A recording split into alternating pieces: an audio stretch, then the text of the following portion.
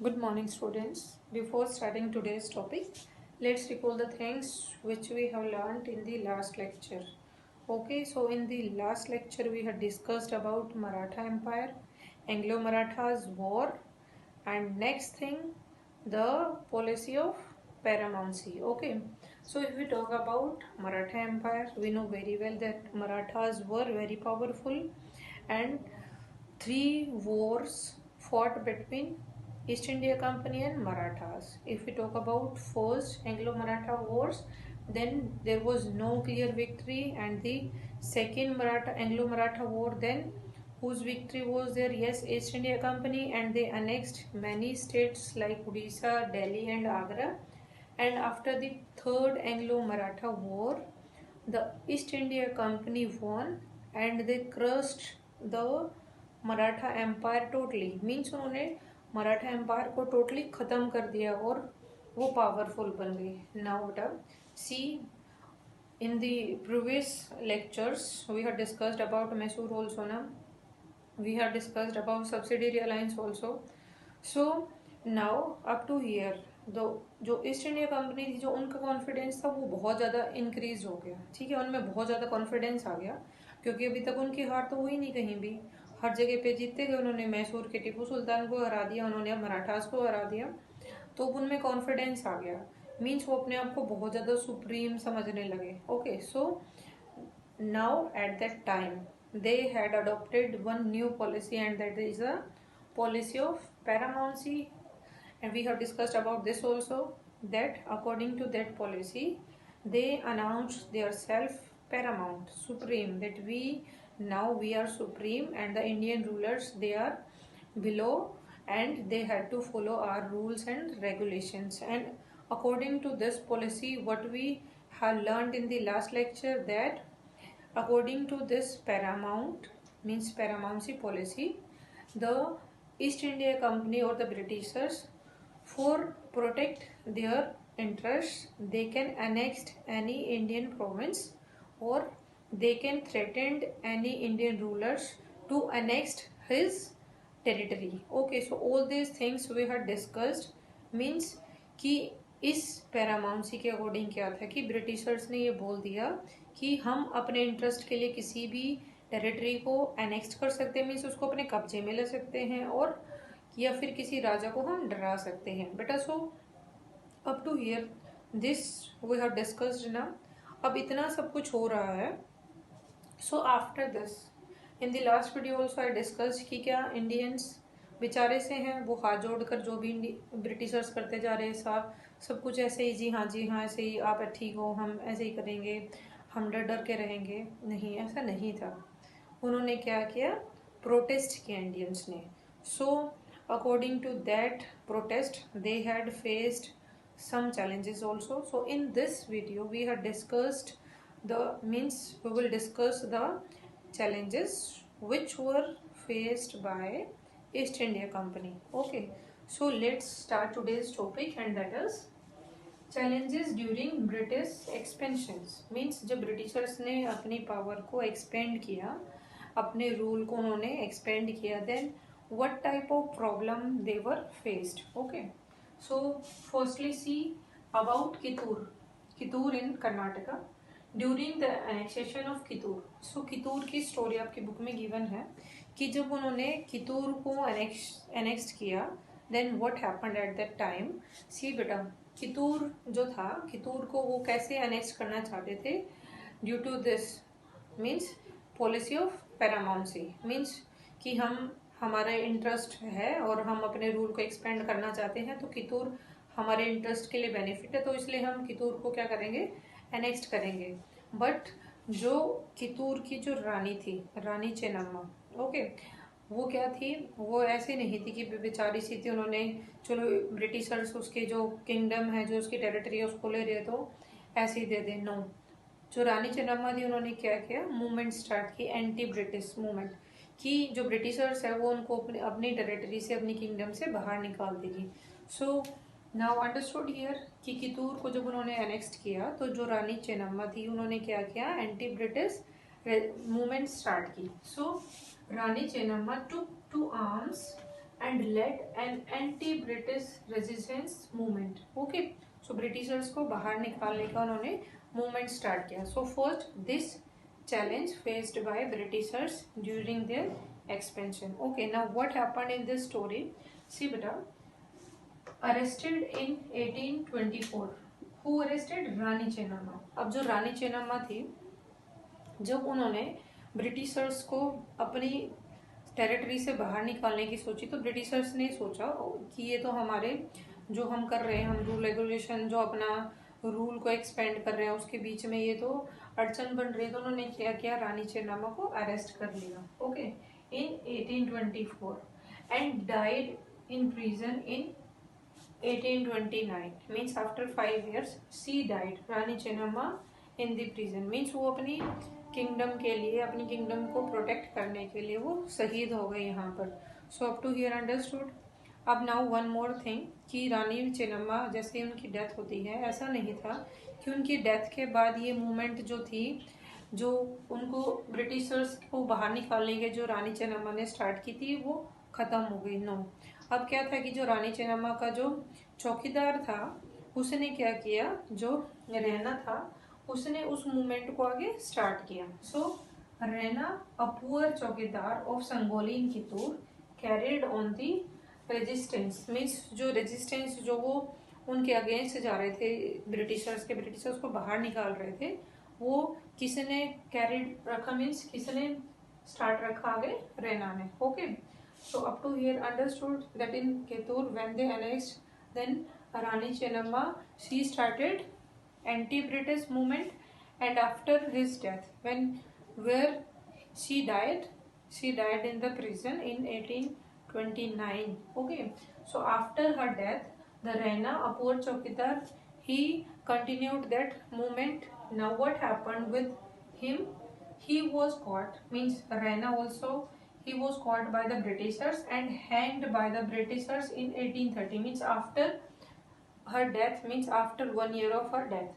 कि जो ये रहना थे, इसने उस मोमेंट को स्टार्ट रखा कि हमारी जो रानी थी वो नहीं चाहती थी कि ब्रिटिशर्स हमारी टेरिटरी को अपने अंडर ले, तो हमें भी प्रोटेस्ट करना है, हमें ब्रिटिशर्स को बाहर निकालना है। तो उसने जैसे मूवमेंट स्टार्ट करके रखी, तो ब्रिटिशर्स को लगा कि अब तो ये भी है जो हमारे बीच में आ रहा है, ये हमें इस पर कब्जा नहीं करने देगा। तो उन्होंने क्या किया, रहना को भी पकड़ा और उसको फांसी दे दी। Okay, hanged out in 1830. Okay, so next thing, up to here it is clear. So in this way they annexed this Kittur also, but firstly they faced challenge ना। सी बेटा, हर चीज में उनको चैलेंज फेस होता है, बट 1857 तक वो क्या करते हैं, अपनी पावर को एक्सपेंड करते चले जाते हैं। I told this thing in earlier also. Now see, East India Company was worried with the Russian expansion. Up to year we have done कि उन्होंने मैसूर को भी ले लिया अपने अंडर में, मराठास को भी ले लिया, कितूर को भी एनेक्स कर लिया। अब उनको इंडिया की टेंशन नहीं थी, उनको इंडिया से बाहर की टेंशन हो रही थी। In the next video I will show in the maps also कि जो रशियन एम्पायर, बेटा रशिया हमारे इंडिया से ऊपर है वर्ल्ड मैप में। अगर तो उस टाइम पे क्या था कि रशिया जो एम्पायर था वो बहुत ज़्यादा एक्सपेंड हो रहा था, मीन्स जो अपनी पावर को फैला रहे थे। ठीक है, आसपास की जो कंट्री थी उनको एनेक्स्ट करके, जैसे ब्रिटिशर्स ने हमारी कंट्री को अपने कंट्रोल में किया था। तो so East India Company was worried the Russian expansion. उनको ये लगा कि जैसे जैसे रशियन एक्सपेंशन एक्सपेंड होगा तो वो हमारे यहाँ पर, मीन्स इंडिया में आ सकते हैं नॉर्थ वेस्ट साइड से, ऊपर से जो आप ये लगा लो कि जो पंजाब है जहाँ पर, ठीक है, कि पंजाब की तरफ से जो नॉर्थ वेस्ट पार्ट है हमारे कंट्री में, कि वहाँ से अगर ऐसे ही रशियन एक्सपेंशन, मीन्स रशिया का जो एक्सपेंशन है वो बढ़ता चला जाएगा, तो जो रशियन है वो ऊपर से हमारी इंडिया में भी आ सकते हैं और हमारी पावर, मीन्स इंडिया पे को भी वो अनेक्स कर सकते हैं। ठीक है, तो उनको ये डर हो गया। अब उन्होंने इंडियंस का छोड़ दिया। अब इसके बाद उनका मेन फोकस किस पे था, उनको जो मेन जो टेंशन थी किसके बारे में थी, Russian expansion. Now see, Russia might expand across Asia and enter in India from northwest. Okay, so this was the main tension now in the mind of East India, means in the Britishers, कि अब उनका focus किस पे हो गया, कि जो Russia है कभी वो एक्सपेंड होकर इंडिया में ना जाए नॉर्थ वेस्ट तरफ से। तो बेटा now remember one thing also, at that time जो पाकिस्तान था that was also the part of India ना। 1947 में अलग बना है पाकिस्तान से, उससे पहले जो पाकिस्तान था वो भी हमारा एरिया था और जो पंजाब था वो उधर ही था। तो जो पंजाब है जो पाकिस्तान है तो उनको डर लगा कि जो रशिया है अगर वो एक्सपेंड हुआ तो उधर से एंट्री कर जाएगा हमारी कंट्री में। So the Britishers now wanted to secure their control over the north west. Means अब जो ब्रिटिशर्स का मेन फोकस किस पे हो गया कि now they had to protect that part, कि अब हमें अपना फोकस पूरे इंडिया को छोड़ के सिर्फ नॉर्थ वेस्ट पार्ट पे रखना है, कि वहाँ का जो एरिया है जो हमारे कंट्रोल में नहीं है अभी तक। जैसे हम पंजाब हो गया, पंजाब से आगे सिंध था, सिंध से आगे अफगानिस्तान, ठीक है। तो उन्होंने क्या सोचा ईस्ट इंडिया कंपनी जो ब्रिटिशर्स थे कि चलो इस पार्ट को अपने कंट्रोल में लेते हैं। Okay, so their main focus was on this only north west part. And for this what they did, see बेटा, प्रोलॉन्ग्ड मीन्स होता है बहुत लंबे टाइम तक, जो लॉन्ग पीरियड तक जो वॉर चलते हैं। Prolonged war with Afghanistan between 1838 to 1842। See इस टाइम पीरियड तक उन्होंने क्या किया ब्रिटिशर्स ने, अब उनका मेन फोकस किस पे था, नॉर्थ वेस्ट पार्ट पे ना। सो उन्होंने क्या किया, नॉर्थ वेस्ट पार्ट को अपने कंट्रोल में करने के लिए कि जो रशियन है वो यहाँ से एंटर ना करे इंडिया में, तो उन्होंने सबसे पहले अफगानिस्तान को अपने कंट्रोल में किया, क्योंकि अफगानिस्तान से ही वो हमारी कंट्री में एंटर करते।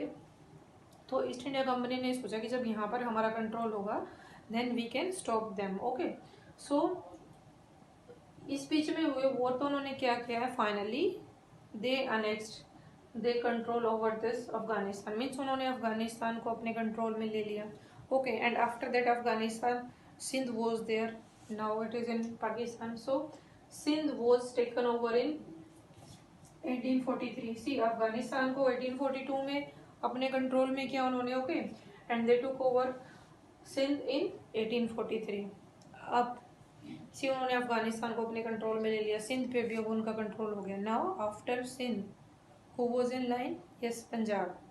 अब पंजाब जो था बेटा उस टाइम पे वहाँ पे जो राजा थे वो थे महाराजा रंजीत सिंह। अब Maharaja Ranjit Singh also was a very powerful ruler. अब जैसे ईस्ट इंडिया कंपनी जो ब्रिटिशर्स थे टीपू सुल्तान से डरते थे, मराठास की पावर से अवेयर थे उनसे डरते थे, ऐसे ही वो महाराजा रंजीत सिंह की पावर से भी बहुत ज़्यादा अवेयर थे। और वो जानते थे कि अगर वो डायरेक्ट अटैक करेंगे अभी पंजाब पर तो वो उनको उनकी डिफीट हो सकती है, ठीक है। मीन्स उनको मुँह की खानी पड़ सकती है। सो सी बेटा, next in line was Punjab, but it was not so easy to win over Punjab. Why it was not easy? Because there who ruled, Maharaja Ranjit Singh, and he was very powerful. Okay, Britishers से उससे डरते थे और उनको ये पूरा पता था कि जब तक महाराजा रंजीत सिंह पंजाब में है वो पंजाब को अनेक्स नहीं कर सकते। सो उन्होंने क्या किया, अब ये क्या आ गया, चैलेंज आ गया ना ईस्ट इंडिया कंपनी के सामने। So it is next challenge in front of the east India company. So what at that time what they did beta, at that time they wait for the means beneficial time, or you can say proper timing. Okay, and after the death of Maharaja Ranjit Singh, finally they attacked on Punjab and they annexed this Punjab also. So after his death in which year, in 1839, two prolonged wars were fought with Sikh kingdom and Punjab was annexed. Means finally they annexed Punjab also. So up to here understood that what type of challenges at that time the Britishers faced when they expand their rules. Okay beta, so let's see. First we have discussed about Kittur. So if we talk about Kittur, then in Kittur the Rani Chennamma was the Rani, na? So he started one movement, and but she arrested by East India Company and in the prison she died. But after his death, who started the same movement, who continued the same movement? Rana. And who was Rana? He was a chowkidar in the Kittur. Okay, and the next thing, he also felt he was also arrested and hanged by the Britishers. Okay, and next thing, after annexed this Kittur, the East India Company, their main focus was on, yes, the expansion of Russian Empire, because they were worried about the Russian power. Okay, they worried that they means Russian Russia की जो power है, जो Russian military है, they might enter from northwest side in India. So firstly they took war with the Afghanistan, and then they controlled over Afghanistan. After that they controlled over Sindh also, and then they control over Punjab also. So in this way they expand their rules. Okay, so beta, in next video we will discuss with the help of maps. Okay, so if you want to take screenshot, then take please.